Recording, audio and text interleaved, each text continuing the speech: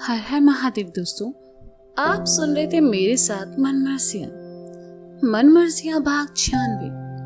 वेदी की जिंदगी में प्यार की दस्तक हो चुकी थी और दीपक ने बातों बातों में ये जता भी दिया कि उसे वह पसंद करता है। वंदना के घर से निकलकर वेदी सीधा अपने घर चली आई। उसके आने के कुछ देर बाद ही गुड्डू वहां आया। उसके हाथ में 2 बैग थे जिनमें शायद कपड़े थे। आज कितने दिनों बाद उसने अपने लिए कुछ खरीदा था। उसने वेदी को बुलाया और बैग से नई जींस और शर्ट वेदी को दिखाते हुए कहा, ये कैसा है? जे पैंट तो ठीक है, पर ये लाल शर्ट काहे लेकर आए हो? वेदी ने लाल रंग की शर्ट को देखते हुए कहा। लाल ना प्यार का रंग होता है, गुड्डू ने कहा। मतलब? वेदी ने सवाल किया। मतलब कुछ नहीं, हमें अच्छा लगा तो हम वो खरीद लिए, लाओ इधर दो। कहकर गुड्डू ने पैंट शर्ट को वापस बैग में डाला और ऊपर चलाया। जब भी गुड्डू कोई नया कपड़ा खरीदता था उसे तुरंत पहन लेता था, पर ये लाल शर्ट उसने सहेज कर रख दिया और खुद से कहने लगा, जेना हम बनारस जाएंगे तब पहनेंगे, थोड़ा इंप्रेशन पड़ेगा हमारा शगुन पर साला ये जब वक्त ना बहुत ही धीरे कट रहा है। शगुन के जाने के बाद से ही गुड्डू अपने कमरे में बहुत कम आता जाता था। उसके बिना उसे ये कमरा सूना सूना लगता था। गुड्डू कुछ देर कमरे में रुका और फिर नीचे चला आया।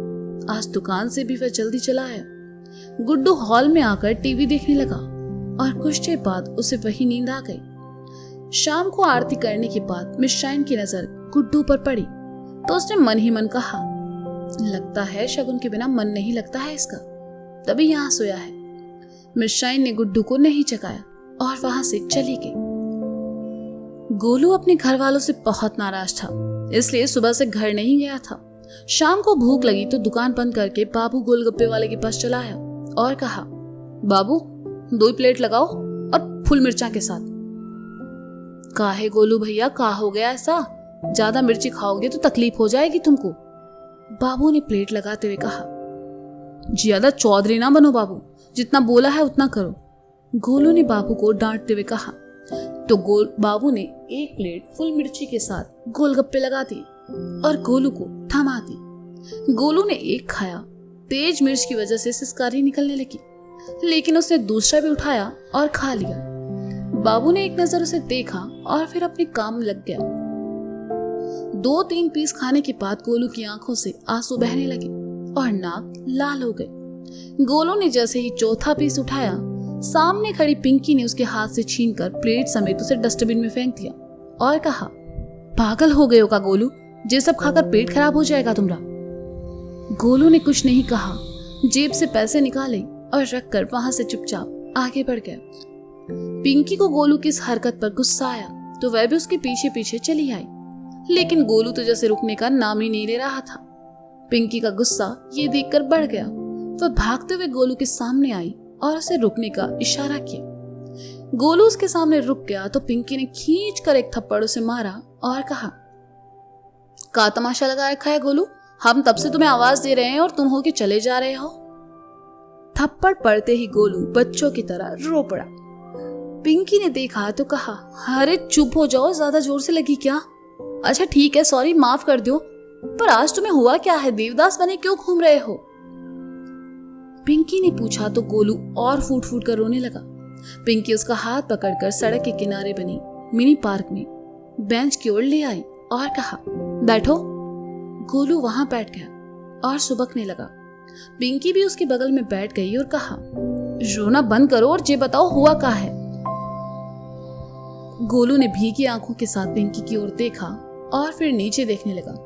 उसकी खामोशी न जाने क्यों पिंकी को खल रही थी। उसने अपना हाथ प्यार से गोलू के हाथ पर रखा और कहा, गोलू बताओ ना क्या हुआ? पिंकी के हाथ का स्पर्श पाकर गोलू पिघल गया और कहने लगा, हमारे पिताजी हमारी शादी करना चाहते हैं ऐसी लड़की से जिसे हम ना जानते हैं ना पहचानते हैं। ऊपर से वो इतनी भारी है कि हम तो दब के मर जाएंगे उसके नीचे। तुम बताओ, ये का इंसाफ है? पिंकी ने देखा रोते रोते गोलू की नाक बहने लगी तो उसने अपना रुमाल गोलू को दे दिया। अब गोलू तो ठहरा गोलू, उसने रुमाल लिया, पहले आंखें पोंछी और फिर नाक की सारी गंदगी उस रुमाल पर निकालते हुए कहा, हम धोकर वापस दे देंगे। उस गंदे रुमाल को देखकर पिंकी ने कहा, नहीं, इट्स ओके। गोलू फिर सुबकने लगा तो पिंकी ने कहा, पर तुम्हें अपने पिताजी से साफ साफ कहना चाहिए कि तुम्हें अभी शादी नहीं करनी। क्या पता आगे चलकर उसे अच्छी लड़की तुम्हें मिल जाए।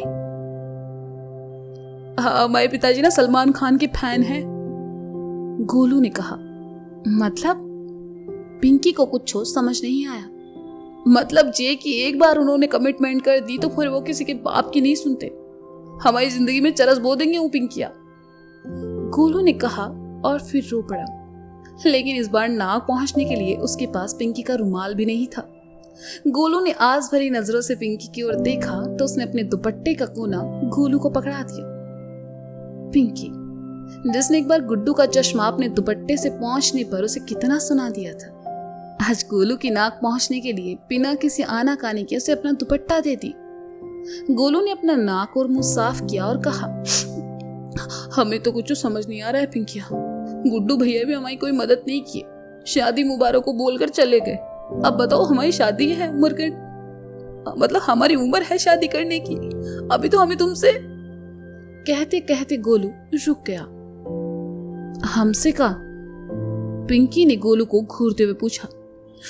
हमारा मतलब तुमसे पूछ रहे हैं कि तुम बताओ हमारी उम्र है का शादी की, गोलू ने कहा।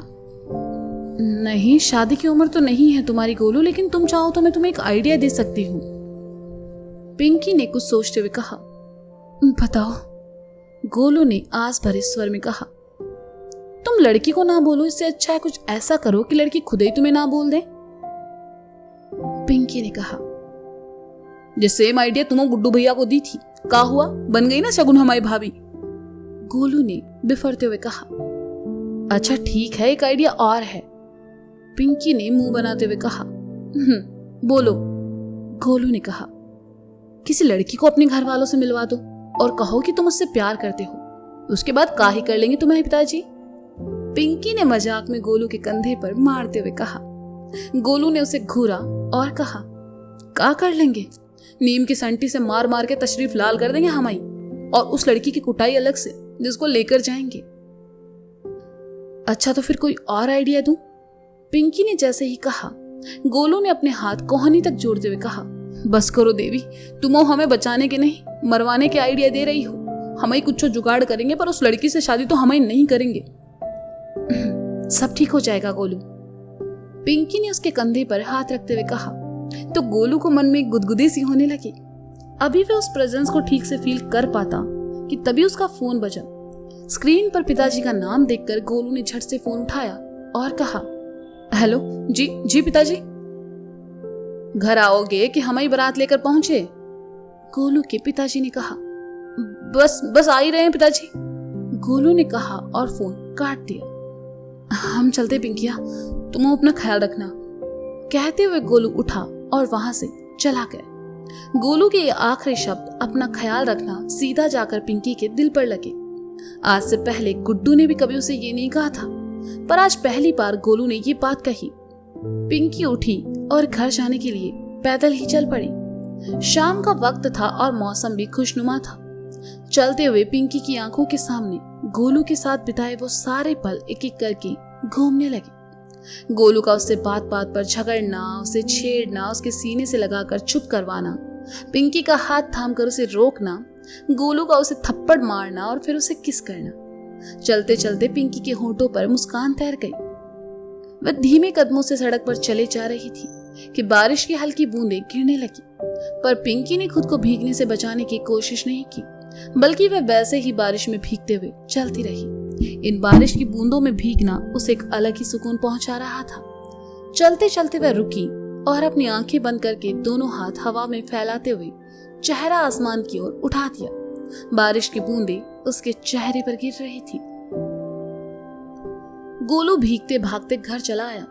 गनीमत था कि गुप्ता जी से उसे मार नहीं पड़ी, ना ही कुछ सुनने को मिला, क्योंकि उस वक्त वे किसी और ही बात पर पड़ोसी से उलझे हुए थे और गोलू नजरें बचाकर अंदर चला गया। बारिश के थपेड़ों की आवाज सुनकर गुड्डू उठा और ऊपर चला आया। शगुन के बिना उसे कुछ अच्छा नहीं लग रहा था। उदासी से चेहरा घिरा हुआ था। गुड्डू हमेशा की तरह घर की ऊपरी छत पर चला आया और दरवाजे पर ही खड़ा हो गया। क्योंकि बारिश हो रही थी। बारिश की कुछ बूंदें आकर गुड्डू पर गिरी तो उसने अपनी आंखें मूंद ली और बारिश में चला आया। उसने अपने दोनों हाथों को बालों में से घुमाते हुए चेहरा आसमान की ओर उठा दिया और हाथ हवा में फैला दिए। आज उसे शगुन की बहुत याद आ रही थी। बारिश के पानी में कब उसकी आंखों के आंसू भी धुल गए उसे पता ही नहीं चला। गुड्डू ने अपनी आंखें खोली। एक दर्द उसे अपने सीने में महसूस हो रहा था। उसने अपने निचले होंठ को दबा लिया और एक बार फिर अपने गीले बालों में से हाथ घुमाते हुए झूले पर जा बैठा। बनारस में 80 घाट की सीढ़ियों पर शगुन उदास खड़ी महादेव से बस सब सही हो जाने की दुआ कर रही थी। उसकी आंखों से निकला आंसू लुढ़क कर नीचे जा गिरा। उसकी जिंदगी में परेशानियां बहुत थी जिनका हल था सिर्फ गुड्डू, और इस वक्त शगुन पूरे दिल से गुड्डू और उसकी कमी को महसूस कर रही थी। शगुन ने अपनी आंखें खोली और आंसू पोंछे। उसका मन इस वक्त बहुत भारी था। वह उन्हीं सीढ़ियों पर बैठ गई और सामने बहते पानी को देखने लगी। शाम के बनारस की एक अलग ही शाम होती थी। सुकून की एक अलग ही चादर ओढ़ लिया करती थी। झिलमिलाती लाइटों की रोशनी जब उसके पानी पर गिरती तो और भी खूबसूरत नजर आती थी। वहां गूंजते शंखनाद मन को एक अलग ही भावना से भर देते थे। हवा में घुली धूप बाती की खुशबू ऐसे लगता जैसे हजारों फूलों की क्यारियों से गुजरे हो। उन नजारों को देखते हुए आंखें थकने का नाम नहीं लेती थी। शगुन वहीं बैठी थी, लेकिन इस वक्त ऐसे दर्द में थी जिसे वह किसी के सामने बयां नहीं कर सकती थी। गुप्ता जी घर में किसी तरह का झगड़ा नहीं चाहते थे, इसलिए उन्होंने खुशी खुशी वह घर अपने भाई को दे दिया। शगुन उदास से बैठी थी कि प्रीति ने पीछे से आकर उसे धप करते हुए कहा, जीजू के बारे में सोच रही हो ना? शगुन ने जल्दी से अपनी आंखों के आंसू पोंछे और कहा, तुम यहाँ? मैं बस घर ही आ रही थी। मैं जानती हूँ दी, आप और आपका बनारस के लिए प्यार कोई बुलाने नहीं आए ना, तो आप सारी रात यहीं बैठने को तैयार हो। अब चलो, पापा राह देख रहे हैं। प्रीति ने शगुन का हाथ पकड़कर उसे उठाते हुए कहा। शगुन ने धीरे से कहा और उठ खड़ी हुई। प्रीति के साथ चलते हुए उदास आंखों से उसने एक बार महादेव को देखा और मन ही मन सब सही होने की प्रार्थना करने लगी। तो दोस्तों, ये था मनमर्जियां भाग 96। इसका अगला भाग आप जल्द ही सुनेंगे मेरे साथ। तब तक के लिए शुक्रिया, बाय बाय, अपना ख्याल रखिए और हाँ, सुनते रहे मनमर्जियां मेरे साथ। Bye bye.